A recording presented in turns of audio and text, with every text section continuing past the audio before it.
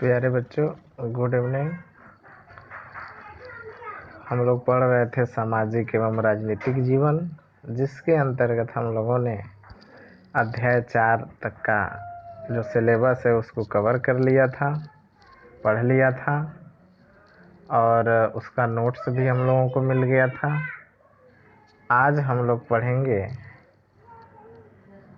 अर्धवार्षिक परीक्षा का लास्ट चैप्टर यानी पार्ट 5वां अध्याय। टोटल 10 चैप्टर हैं इसमें। आधा हम लोगों को अर्धवार्षिक परीक्षा से पहले पढ़ना पड़ता है, तो 5 अगर हम लोग पढ़ लेते हैं तो आधा हम लोगों का समाप्त हो जाएगा। और उसके बाद हम लोग चैप्टर वाइज एग्ज़ाम की तैयारी करेंगे। ये नहीं सोचेंगे कि वीडियो ख़त्म हो गया तो अब हम लोग पढ़ना बंद कर रहे हैं। ये हमारा जो टीचर होता है, जब वो पढ़ा देता है तो उसका काम रिवीजन करवाने का होता है। तो हम आप लोगों से यही कहेंगे कि आप लोग भी जब हम रिवीजन करवाएंगे तो उसको बढ़िया तरीके से देखिएगा, ताकि आप लोगों का जो सोचने और समझने की क्षमता है वो बढ़े। और 8वीं के बाद जैसे ही आप 9वीं में जाएंगे, उसके 1 साल बाद आपको बोर्ड एग्ज़ाम देना पड़ेगा। तो उन सारी चीज़ों को आप लोगों को ध्यान देना होगा। तो चलिए शुरू करते हैं आज हम लोग अपना चैप्टर, जिसका नाम है न्यायपालिका। न्यायपालिका। देखिए, सरकार के 3 अंग होते हैं। जो ये सरकार होती है इसके 3 अंग होते हैं। व्यवस्थापिका, दूसरा है कार्यपालिका और तीसरा है न्यायपालिका। व्यवस्थापिका यानी संसद, कार्यपालिका यानी हमारे अधिकारीगण और मंत्री परिषद, और न्यायपालिका। हम लोग जानते हैं कि हमारा जो देश है, यहाँ पर कानून का शासन है, यानी किसी की मनमानी नहीं चलती है। जो नियम बनेगा उसी के हिसाब से यहाँ का शासन चलता है, और उन सारे नियमों का हम लोगों को पालन करना पड़ता है। लेकिन कुछ नालायक लोग ऐसे होते हैं जो उन नियमों का पालन नहीं करते हैं। और हम लोग ये भी जानते हैं कि ये जो कानून है उसी के तहत यहाँ की जनता को चलना होता है, अधिकारियों को चलना पड़ता है, यहाँ तक कि सरकार को भी उन्हीं नियमों के हिसाब से चलना पड़ता है। लेकिन जैसा कि हम पहले ही बताएं, कुछ नालायक ऐसे होते हैं जो नियमों का पालन नहीं करते हैं, नियमों का उल्लंघन कर देते हैं। तो ऐसे लोगों द्वारा जो अव्यवस्था उत्पन्न की जाती है, उसका अंत करने के लिए ही न्यायपालिका की व्यवस्था की गई है।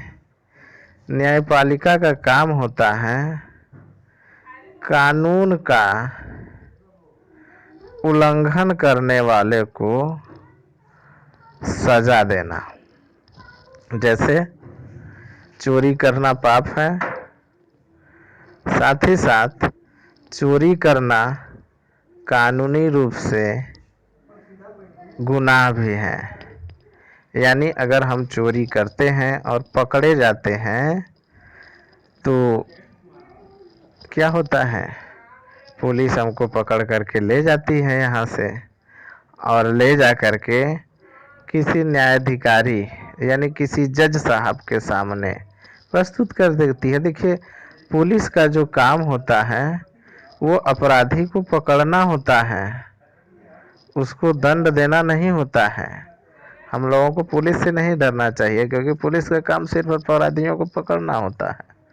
तो जो न्यायपालिका होती है इसका काम होता है, ये जो हमारे देश का सर्वोच्च न्यायालय है, इसका काम होता है, कोई भी न्यायपालिका भारत में है उसका काम होता है न्याय करना।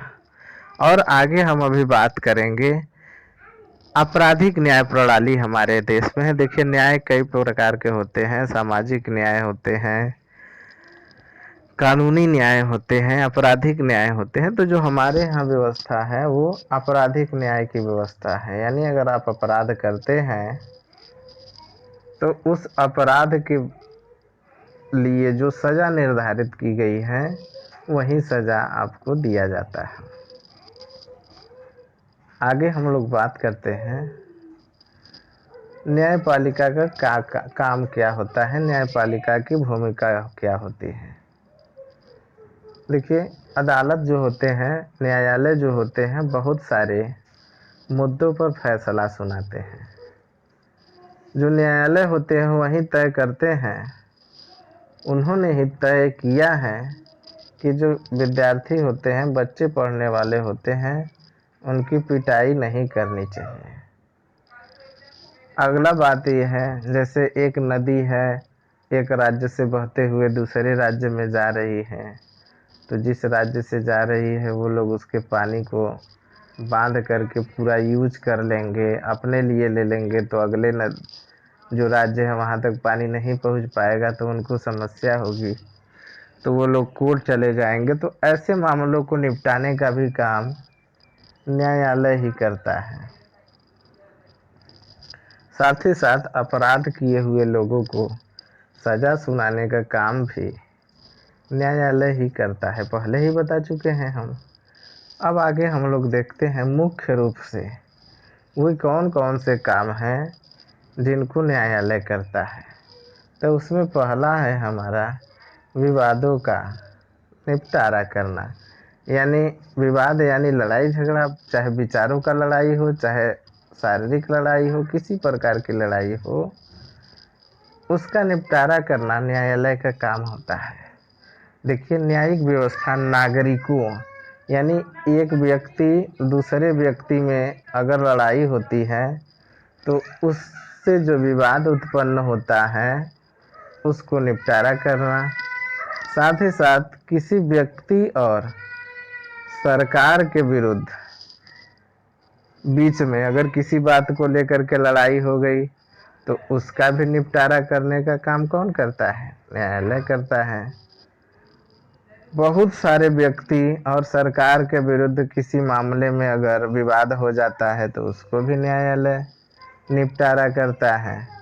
उसके साथ साथ दो या दो से अधिक राज्य आपस में लड़ाई कर लेते हैं, या राज्य और भारत सरकार के बीच अगर लड़ाई हो जाती है या किसी बात को लेकर के विवाद हो जाता है तो इन सभी विवादों का सॉल्यूशन जो है वो न्यायालय ही करता है। अगला है दूसरा न्यायिक समीक्षा।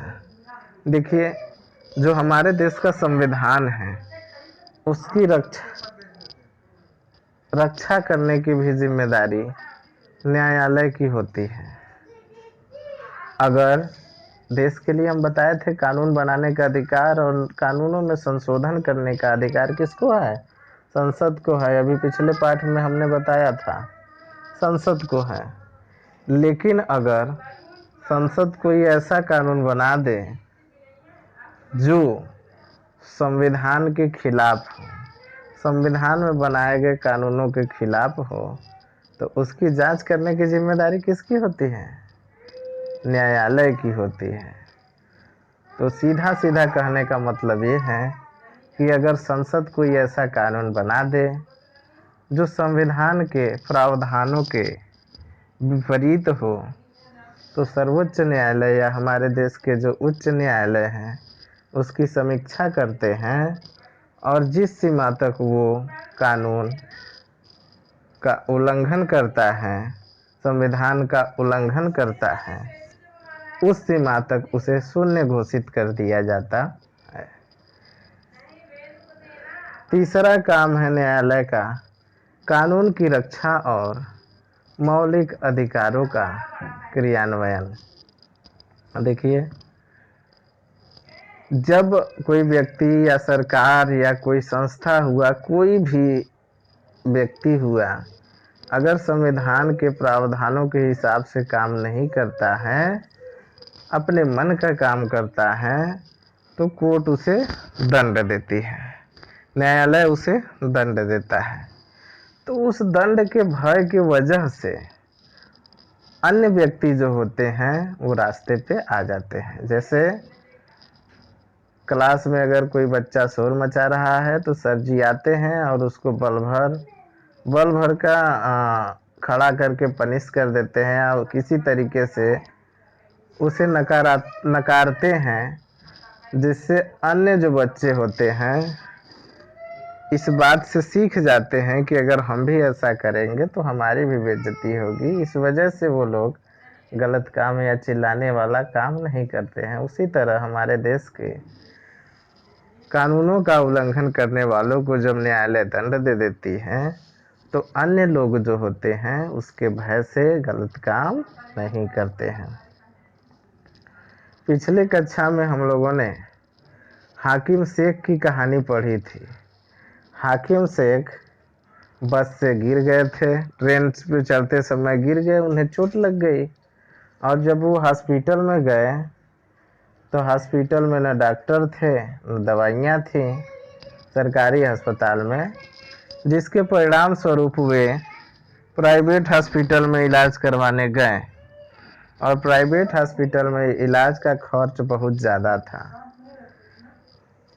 लेकिन उन्होंने कैसे कैसे करके उस पैसे की व्यवस्था किया और इलाज करवाया और जब वो ठीक हुए तो उन्होंने सरकार के खिलाफ एक मुकदमा कर दिया कि प्रत्येक व्यक्ति को अनुच्छेद 21 के तहत जीवन का अधिकार दिया गया है।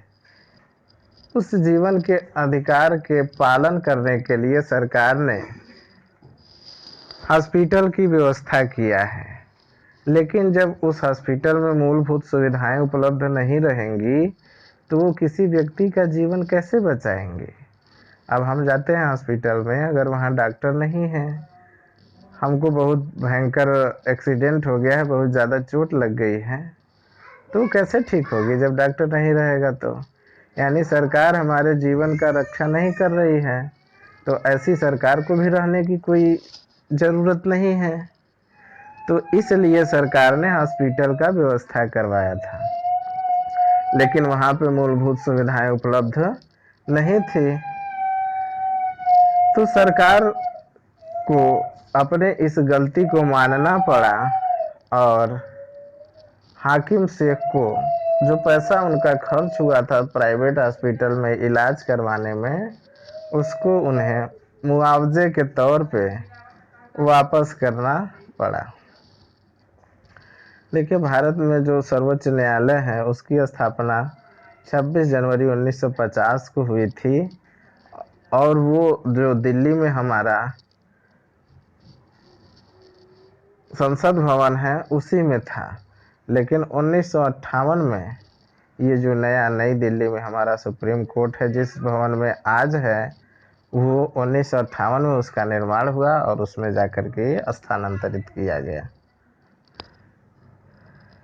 चलिए, अभी हम न्यायालय के कुछ कार्यों को बताए हैं, आप लोग उसको ध्यान से सुने हैं, उसके आधार पर कुछ प्रश्न बनते हैं, उसको हम लोग देखते हैं। वाद विवाद है, उदाहरण है। केंद्र सरकार और राज्य सरकार के बीच किस प्रकार के विवाद का उदाहरण है? आप लोग वीडियो को पीछे करके फिर से देखिएगा और उत्तर बताइएगा। दो राज्यों के बीच विवाद, कौन सा विवाद है? किस तरीके से सरकार कोर्ट सुलझाती है? दो नागरिकों के बीच विवाद को किस तरह का विवाद कहा जाता है? और ऐसे कानून जो संविधान का उल्लंघन करते हैं उसके लिए न्यायालय क्या करता है? ये उदाहरण है, इसको आप बताइए। अब आगे देखते हैं, स्वतंत्र न्यायपालिका क्या होती है। इसको समझने के लिए एक उदाहरण को हमको समझना होगा। उदाहरण ये है कि हमारे देश में बहुत सारे अमीर और नेतागण मौजूद हैं, बड़े बड़े पैसे वाले लोग मौजूद हैं तो क्या वो किसी गरीब आदमी की संपत्ति को जबरन छीन सकते हैं? जैसे सोचिए कि आपके क्षेत्र का विधायक मान लीजिए, सरकार चलाने की जिम्मेदारी उसकी की है, तो क्या वो आपकी जमीन को जबरी ले सकता है? नहीं। अगर वो ऐसा करता है तो जिसका जमीन वो लेता है जबरी, वो न्यायालय जा सकता है। और सोचिए, अगर उस न्यायालय के न्यायाधीश को अगर नियुक्त करने का काम संसद सांसद या विधायक को ही दे दिया जाता, और ये भी बना दिया गया रहता कि अगर विधायक चाहे तो उसे हटा सकते हैं न्यायाधीश को, तब क्या करता न्यायाधीश? डरता विधायक से? डरता कि नहीं डरता?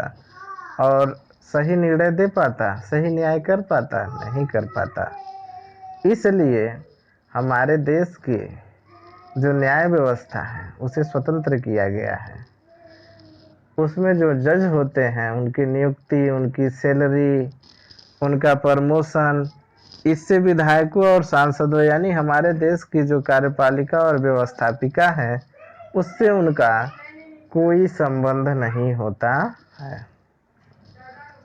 और इसी कारण वे स्वतंत्र रूप से अपना काम करती हैं।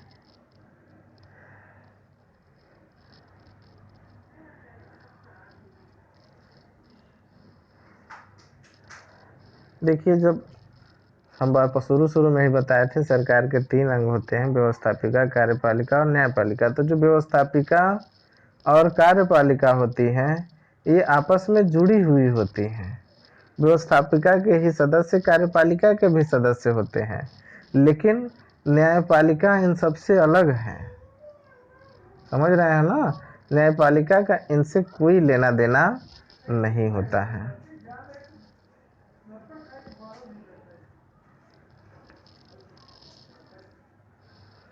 आगे हम लोग देखते हैं,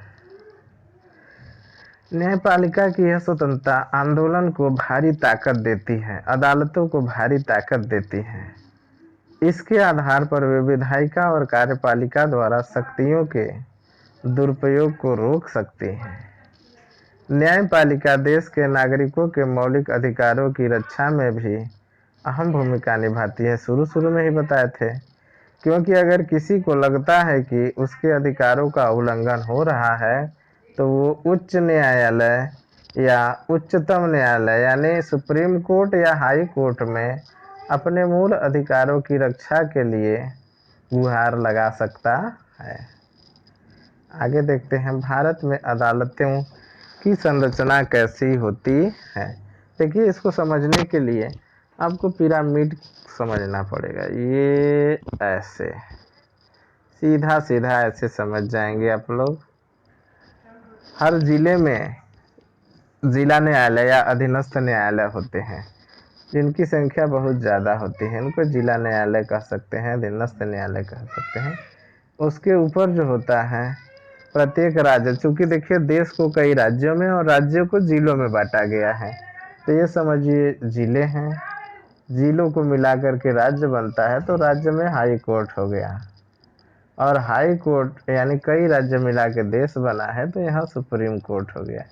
ये हमारे न्यायिक संरचना प्रणाली है, और ये सब आपस में मिले हुए हैं, अलग नहीं हैं। इसको आप समझने के लिए एक उदाहरण दिया गया है किताब में। एक महिला थी, वो अपने ससुराल गई थी। वहाँ पे उसकी सास ने उसके ऊपर मिट्टी का तेल डाल करके जला दिया। ये देखिए ऐसे। अब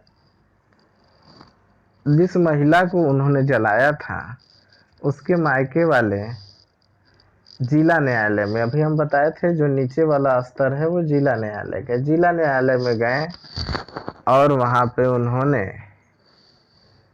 उन लोगों के खिलाफ, उसके ससुराल वालों, अपने लड़की के ससुराल वालों के खिलाफ मुकदमा दायर कर दिया कि इन्होंने जबरन हमारी लड़की के ऊपर मिट्टी का तेल डाल करके उसको जला दिया। देखिए, ये समझते रहिए कैसे इकहरी व्यवस्था है। न्यायपालिका जो 3 स्तर की होती हैं, ये आपस में मिली हुई हैं, अलग नहीं है। इस बात को समझाने के लिए ये कहानी बता रहे हैं। फिर जिला न्यायालय ने सुनवाई किया 2 साल तक। उसके अगल बगल के लोगों को गवाह देने के लिए बुलाया। उन लोगों ने गवाह दिया कि वास्तव में इसके ऊपर मिट्टी का तेल छिड़क कर जलाया गया था, क्योंकि बहुत चिल्ला रही थी। अगर कोई अपने से जलता तो चिल्लाता नहीं। उनके इस गवाहों को ध्यान में रख के जिला न्यायालय ने उसकी सास और उसके देवर और उसके ससुर को फांसी की सजा सुना दी। उसके बाद जो लड़की जल के मरी थी, उसके ससुराल वालों ने, क्योंकि उनको फांसी की सजा दी गई, तो उन लोगों ने जिला न्यायालय के निर्णय के खिलाफ हाई कोर्ट में, यानी जो राज्यों का न्यायालय हो, मेन सबसे ऊपरी न्यायालय होता है, वहाँ पे उन्होंने फिर से अपील कर दी है।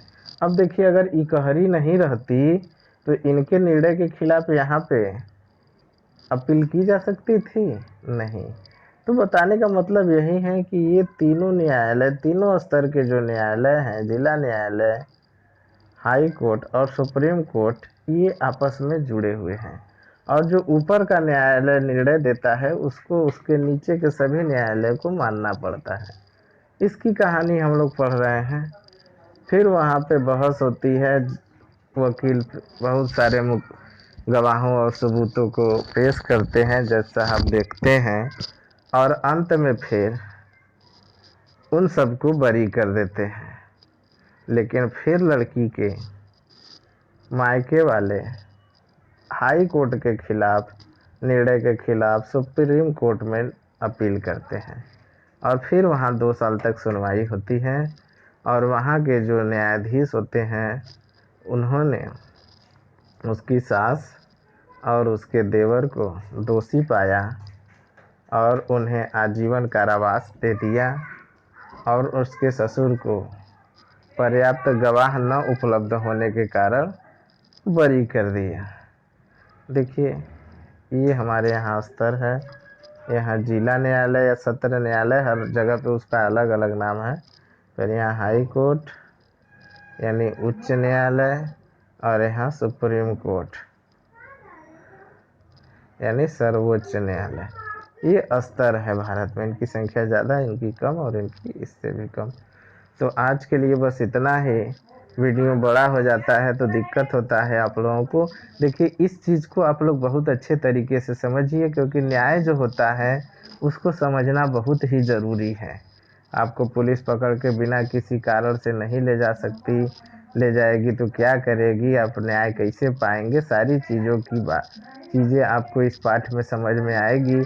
और हमको ये भी मानना पड़ेगा कि कानून का शासन है, तो हमें कानून का उल्लंघन नहीं करना चाहिए, नहीं तो हमको भी सज़ा मिलेगी, इत्यादि चीज़ें। आज के लिए बस इतना ही। धन्यवाद।